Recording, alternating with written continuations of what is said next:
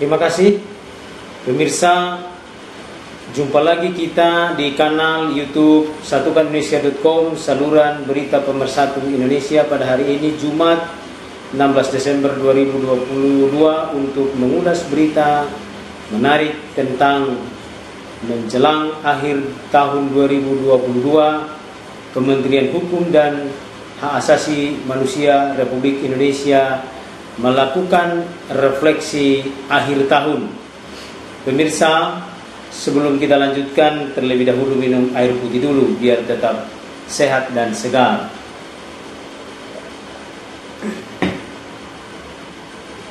Pemirsa, menjelang berakhirnya tahun 2022, Kementerian Hukum dan Hak Asasi Manusia Republik Indonesia melakukan refleksi akhir tahun pada hari Kamis 15 Desember 2022 di Gedung Politeknik Ilmu Pemasyarakatan dan Politeknik Imigrasi Tangerang, Banten. Acara refleksi akhir tahun ini dipimpin langsung oleh Menteri Hukum dan HAM Republik Indonesia Yasona Hamonangan Lauli. Dalam pengantarnya, Yasona Hamonangan Lauli mengatakan bahwa pada tahun 2022 adalah merupakan masa pemulihan dan masa transisi. Indonesia mengalami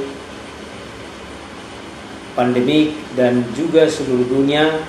Karenanya pemulihan dari pandemi menuju endemi serta transisi dari work from menjadi work from office secara penuh adalah merupakan bagian daripada poin yang disampaikan oleh Menteri Hukum dan HAM dalam refleksinya pada tahun 2022.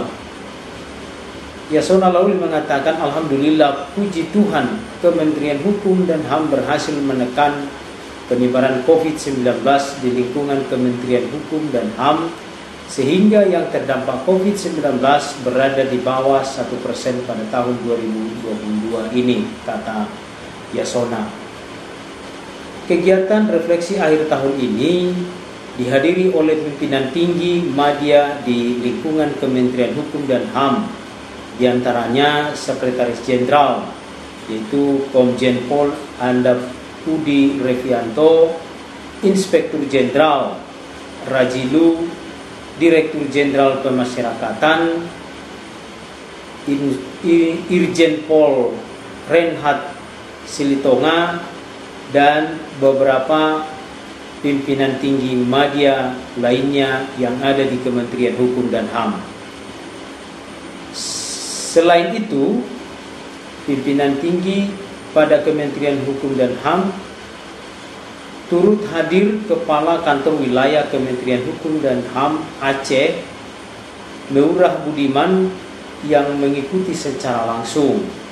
Selain itu, para pimpinan tinggi Pratama dan pejabat struktural lainnya mengikuti secara virtual. Pemirsa, Yasona dalam keterangannya lebih lanjut mengetengahkan salah satu keterlibatan dan peran daripada Kementerian Hukum dan HAM yang tidak kalah pentingnya adalah dalam mensukseskan event besar tahun ini, yaitu dalam menyelenggarakan presidensi KTT G20 yang dilakukan di Bali, yaitu merupakan forum internasional yang merupakan wahana kolaborasi antar negara untuk bersama-sama merumuskan rekomendasi kebijakan yang menyediakan alternatif dalam menghadapi berbagai tantangan dan polemik ekonomi dunia yang bertujuan untuk dapat memulihkan kondisi perekonomian secara global dengan berkelanjutan dan inklusif di tengah krisis global pasca pandemi COVID-19. Pemirsa yang kami hormati dan banggakan dimanapun berada, Menteri Yasona mengetengahkan pencapaian kerja yang dilakukannya di lingkungan Kementerian Hukum dan HAM, yaitu pada beberapa segmen yang terdiri dari beberapa direktorat jenderal, yaitu bahwa pencapaian terbesar Kementerian Hukum dan HAM di bidang pembentukan regulasi, yaitu dengan disahkannya beberapa undang-undang, yaitu Kitab Undang-Undang Hukum Pidana yang disahkan DPR bersama pemerintah dalam rapat paripurna tanggal 6 Desember 2022. Sebagaimana kita ketahui bersama, KUHP merupakan undang-undang yang paling lama berlaku di Republik ini, yaitu sejak tahun 1918. Menurut Yasona, ada banyak persoalan di dalamnya yang dinilai tidak sesuai lagi dengan kondisi dan dinamika masyarakat yang ada saat ini. Yasona mengatakan, proses pembaharuan dan perubahan atau revisi telah lama dilakukan, yaitu sejak 59 tahun yang lalu, mulai tahun 1963 hingga saat ini. Seluruh tahapan dilakukan secara cermat, penuh kehati-hatian, transparan, partisipatif, melibatkan banyak pemangku kepentingan, dan telah mengadopsi berbagai gagasan dari pihak publik, kata Yasona Lawli dalam penjelasannya saat melakukan refleksi akhir tahun pelayanan di Kementerian Hukum dan HAM pada hari Kamis 15 Desember 2022.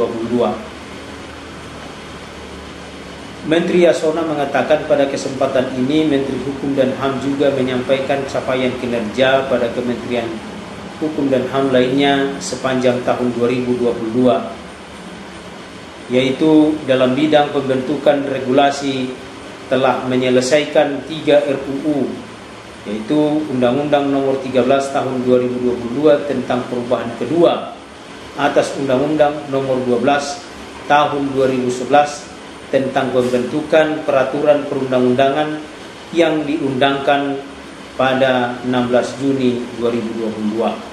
Pemirsa, terkait dengan Undang-Undang Nomor 13 Tahun 2022 ini adalah sangat erat kaitannya dengan uji materi atau putusan daripada Mahkamah Konstitusi yang membatalkan Undang-Undang Nomor 11 Tahun 2020 tentang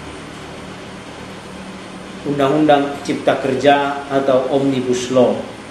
Undang-undang tersebut dibatalkan Mahkamah Konstitusi secara bersyarat, karenanya salah satu di antara syarat yang menjadi muatan putusan uji materi atas Undang-Undang Nomor 11 Tahun 2022 tersebut adalah bertitik tolak pada perlu dilakukannya revisi terhadap Undang-Undang Nomor 12 Tahun 2011 tentang pembentukan peraturan perundang-undangan. Dalam hal ini Undang-Undang Nomor 12 Tahun 2011 tersebut telah dirubah menjadi Undang-Undang Nomor 13 Tahun 2022 untuk memenuhi amanat dan perintah dari norma hukum yang ada di dalam putusan Mahkamah Konstitusi tentang pembatalan secara bersyarat atas Undang-Undang Nomor 11 Tahun 2020 tentang Undang-Undang Cipta Kerja. Selanjutnya, Yasona mengatakan bahwa Kementerian Hukum dan HAM telah berhasil dalam melakukan kerja di bidang regulasi, yaitu pengesahan Undang-Undang Nomor 22 Tahun 2022 tentang pemasyarakatan yang diundangkan pada tanggal 3 Agustus 2022 Selain itu, yang baru saja dalam rapat paripurna tanggal 6 Desember 2022, pengesahan RUU KUHP menjadi Undang-Undang KUHP yang tentunya Undang-Undang KUHP yang baru saja disahkan saat ini sedang dalam pembahasan dan menjadi sorotan banyak pihak terkait dengan norma-norma hukum yang diatur di dalam kitab Undang-Undang Hukum Pidana untuk menggantikan KUHP kita yang lama. Kemudian pengundangan lembaran negara yang menjadi tugas dan fungsi daripada Kementerian Hukum dan HAM selama tahun 2022 ada sebanyak 201 peraturan perundang-undangan. Dan juga di dalam pembuatan tambahan lembaran berita negara sebanyak 64 peraturan perundang-undangan. Dan selain itu berita negara sebanyak 1212 peraturan perundang-undangan. Kementerian Hukum dan HAM juga telah melakukan publikasi lembaran negara sebanyak 201 dan berita negara sebanyak 1222.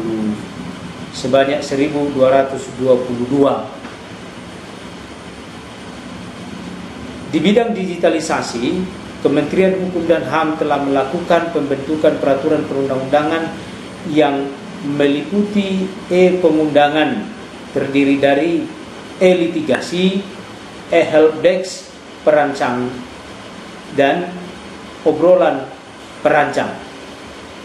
Juga analisis evaluasi terhadap 232 peraturan perundang-undangan, yaitu mengintegrasikan sebanyak 1220 jaringan dokumentasi dan informasi hukum atau disingkat dengan JDIH ke dalam jaringan dokumentasi dan informasi hukum nasional .go.id, serta menetapkan 323 desa sebagai desa sadar hukum.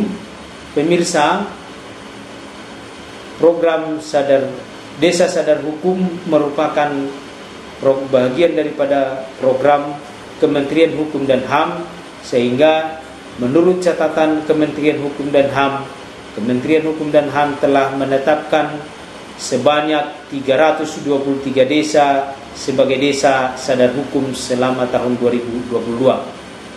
Selanjutnya, dalam bidang pelayanan dan penegakan hukum, Kementerian Hukum dan HAM telah mencatatkan sebanyak kami ralat, Kementerian Hukum dan HAM telah menerapkan second home visa. Dalam penerapannya, visa yang tadinya 5 tahun masa berlakunya kini menjadi 10 tahun.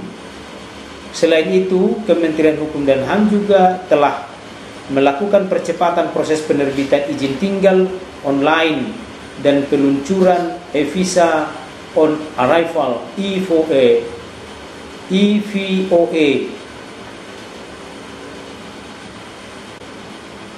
Pemirsa, pada pelayanan publik, menurut Hayasona Hamunangan Lauli, Kementerian Hukum dan HAM melalui Dirjen Imigrasi telah menerbitkan paspor sebanyak 2.868.261 paspor.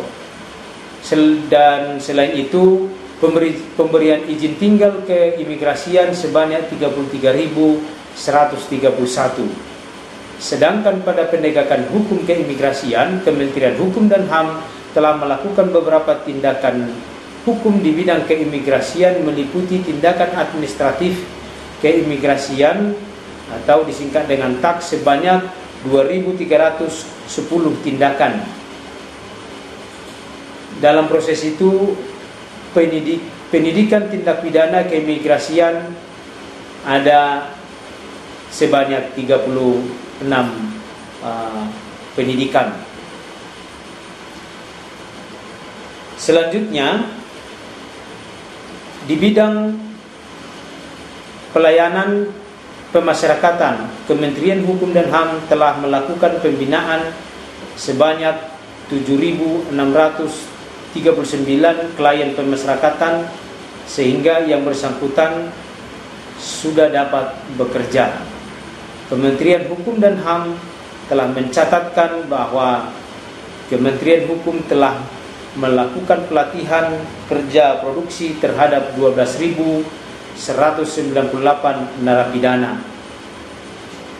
Di antara 12.998 tersebut, ada sebanyak 11.521 telah mendapatkan sertifikat dan dilanjutkan dengan pendampingan terhadap anak yang bermasalah dengan hukum sebanyak 1.870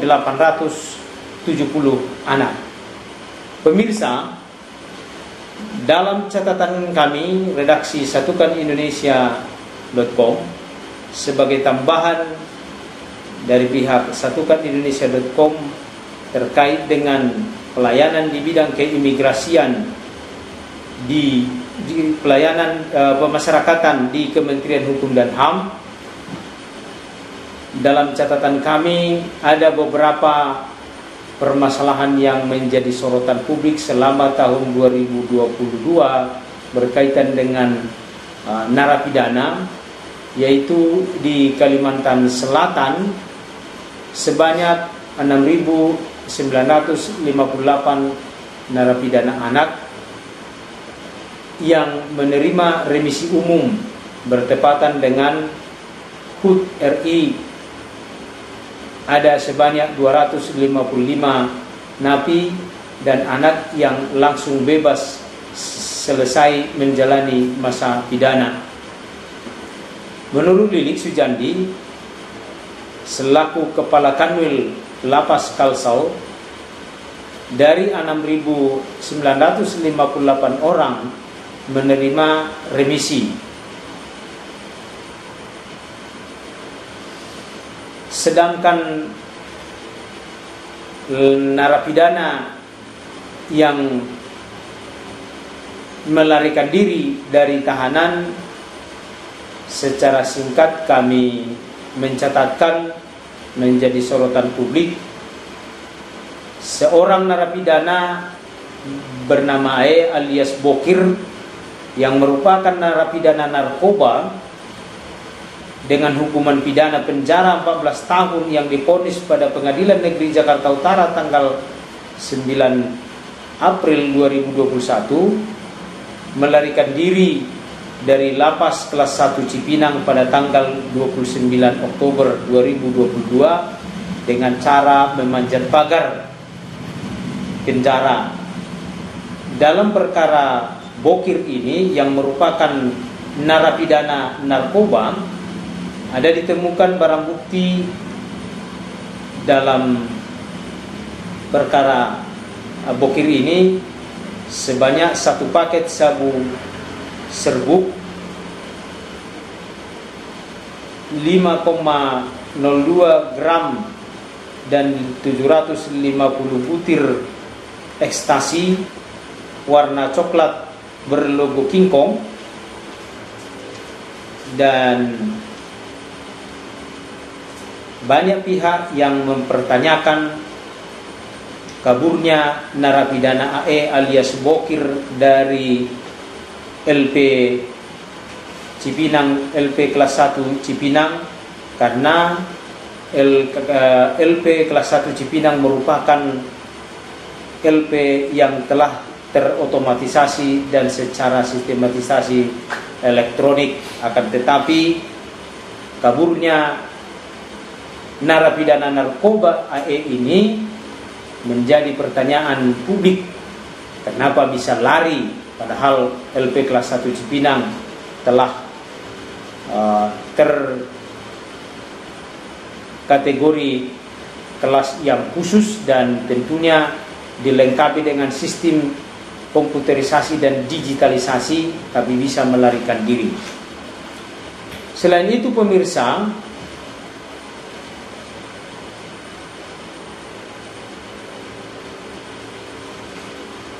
perhatian publik juga tersita terhadap kaburnya narapidana di Sumatera Selatan kelas 1A Lahat bernama Edi Padli dalam usia 51 tahun, juga merupakan narapidana narkoba dengan vonis 6 tahun penjara dan telah menjalani hukuman selama 4 tahun 6 bulan, kan tetapi berhasil melarikan diri pada Sabtu 16 Januari 2022.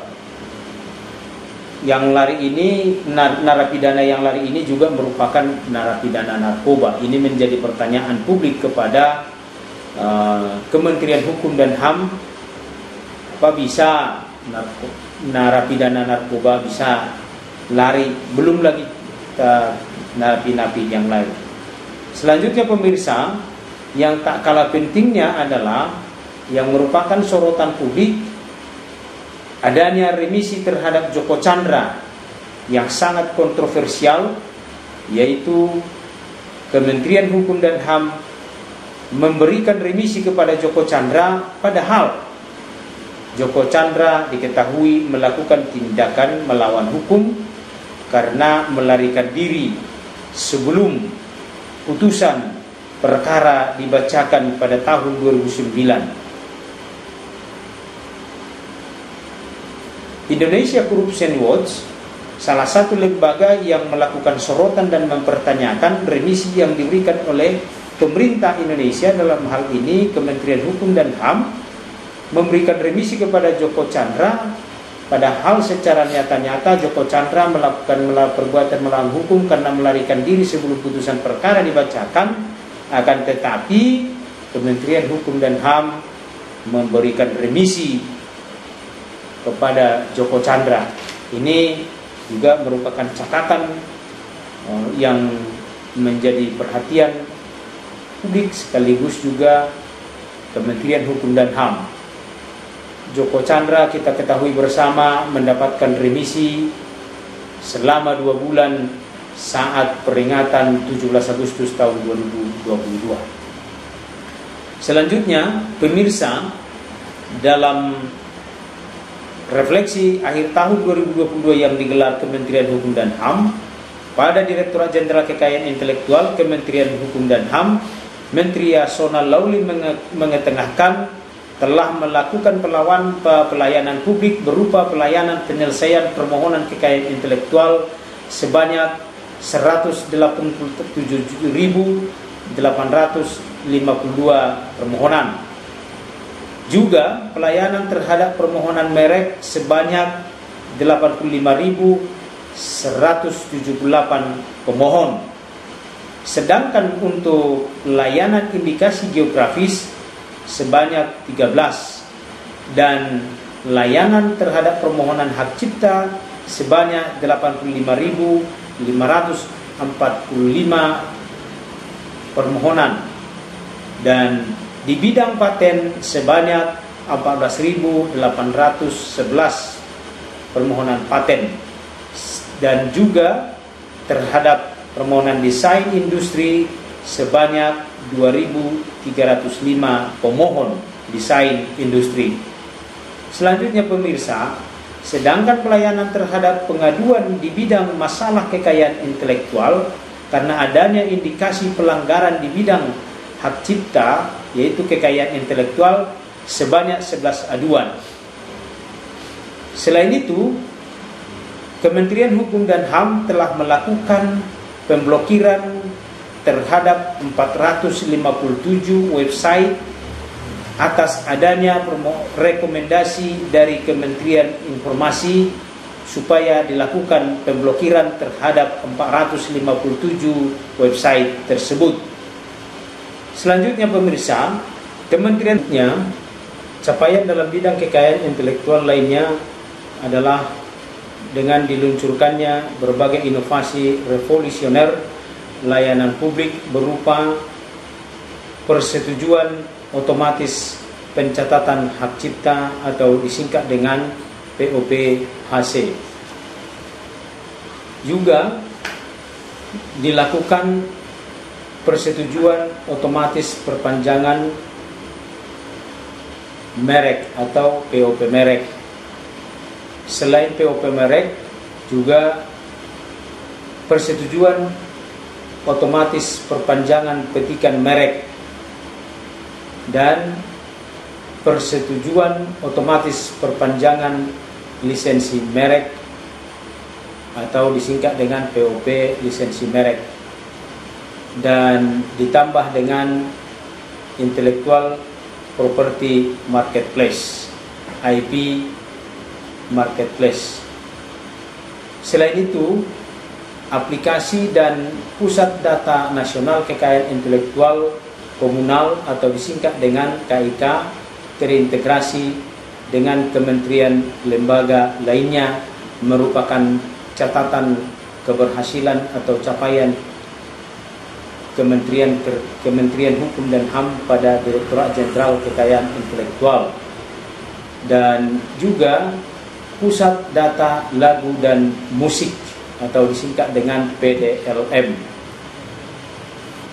Pemirsa, pelayanan pada Direktorat Jenderal Administrasi Hukum Umum juga telah menyelesaikan permohonan badan hukum dan badan usaha dicatatkan sebanyak 8.577.423 permohonan.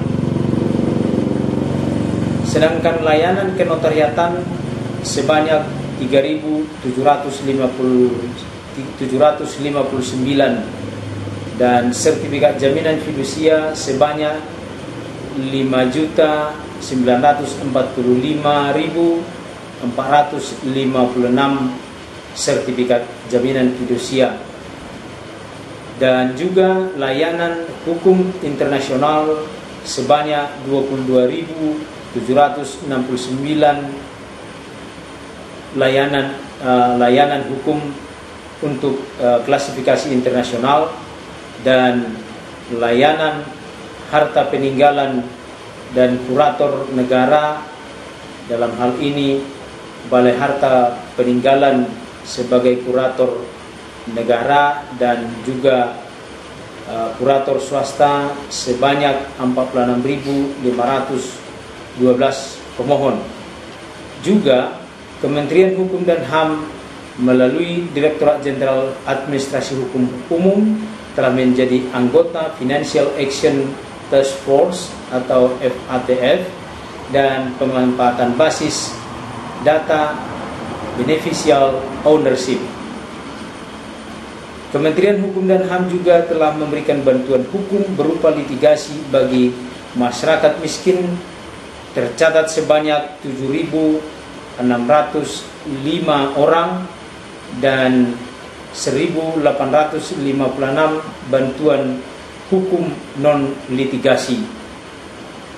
Sedangkan capaian selanjutnya adalah di bidang ditandatanganinya perjanjian ekstradisi antara pemerintah Indonesia dengan pemerintah Singapura dalam upaya melakukan ekstradisi.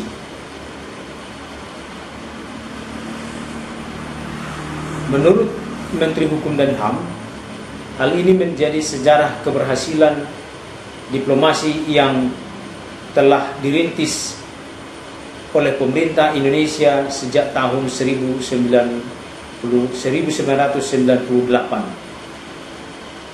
Pemirsa, Kementerian Hukum dan HAM juga telah melakukan peluncuran pelayanan apostille yang memberikan kemudahan dalam satu langkah penerbitan legalisasi dokumen yang dapat langsung digunakan di 124 negara pihak konvensi apostille. Pemirsa, Di bidang hak asasi manusia, melalui Direktorat Jenderal Hak Asasi Manusia, Menteri Hukum dan HAM mengetengahkan pada tahun 2022 bidang penegakan dan pemajuan hak asasi manusia telah dilaksanakan dengan melakukan diseminasi hak asasi manusia dan Komnas Hukum serta menetapkan kabupaten kota yang peduli hak asasi manusia. Pemirsa, kita cukupkan ulasan berita kita hari ini tentang menjelang akhir tahun 2022. Kementerian Hukum dan HAM melakukan refleksi akhir tahun atas kinerja dan pelayanannya sepanjang tahun 2022. Saya, Marulitua Silaban, selaku pimpinan umum SatukanIndonesia.com, undur diri dari hadapan Bapak Ibu pemirsa SatukanIndonesia.com. Salam sehat, tetap semangat, jaga kesehatan, salam persatuan. SatukanIndonesia.com, saluran berita pemersatu Indonesia. Indonesia maju, Indonesia sejahtera. Terima kasih, salam sehat. Sebelum kita akhiri, minum dulu pemirsa, minum air putih biar tetap sehat dan segar.